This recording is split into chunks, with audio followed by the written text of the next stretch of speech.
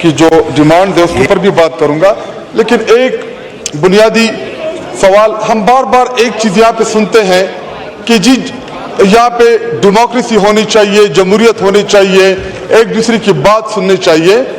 जमहूरी रवैये वो होते हैं या जमहूरियत होती वो है कि जिसमें ताकत अवाम के पास हो,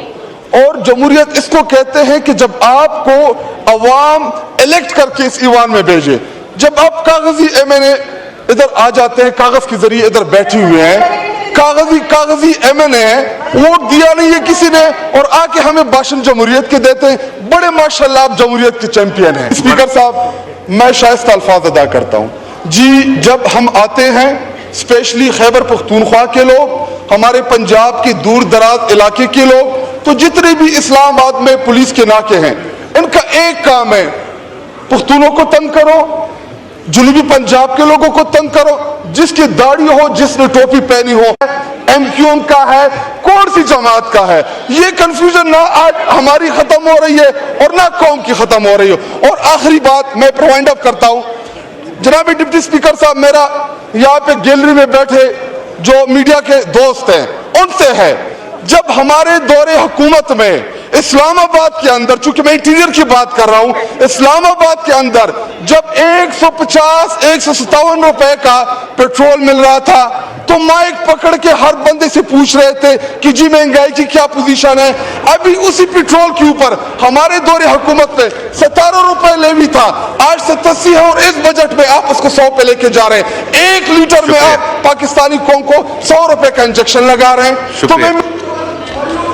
शुक्रिया साजिद, हो गए 4 मिनट हो गए, 4 मिनट हो गए, 3 मिनट का टाइम होता है,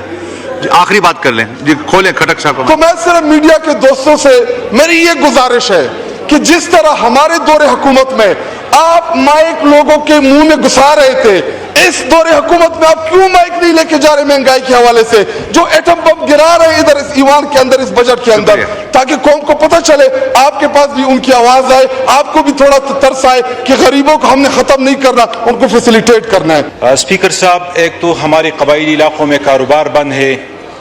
बॉर्डर्स बंद है, हालात की वजह से जब हम मुख्तलिफ शहरों में आते हैं तो जिस तरह शाहिद भाई ने फरमाया कि मुख्तलिफ चेक पोस्टों में हमें तंग किया जाता है,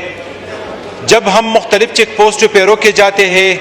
तो आप यकीन मानिए स्पीकर साहब कि इस तरह रवैया हमारे साथ इख्तियार किया जाता है जिस तरह हमारे पेशानी पे लिखा होता है कि आप दहशतगर्द है। दूसरी तरफ हमारे एनआईसी कार्ड को ब्लॉक किया जाता है, और ब्लॉक एनआईसी कार्ड में हम फिर 400 आते हैं, और इस चक्कर में लोग तकरीबन 2 साल 3 साल से जलील हो जाते हैं। तो जनाब स्पीकर, मुख्तलिफ शहरों में जब हम आते हैं तो उधर तो तंग किए जाते हैं, जब हमारे मुख्तलिफ जेलों में जब हमारे एनआईसी कार्ड ब्लॉक किए जाते हैं तो बराए मेहरबानी इंटीरियर मिनिस्टर तो नहीं बैठा हुआ है, हमारे तहरीक इंसाफ के वर्करों को जेल में डालना, हमारे लीडरों को जेल में डालना, मेरे ख्याल में इस पीडीएम की हुकूमत की सिर्फ एक कारकर्दगी है। अभी इन्होंने ह्यूमन राइट पे जो बात की और इन्होंने कहा कि हम दुनिया में टॉप पे है, तो हम काफी हैरान हुए कि ये लोग भी कह रहे हैं कि हम ह्यूमन राइट्स में हमारी हुकूमत टॉप पे जा रही है। मेरे ख्याल में ये हुकूमत अगर टॉप पे जा रही है तो सिर्फ एक बात पे जा रही है कि वो करप्शन है और ह्यूमन वायलेशन में है, इंटीरियर की कारकर्दगी जीरो है, और हमारे कबाइल की जिंदगी बिल्कुल अजीरन होकर रह गई है। शुक्रिया। थैंक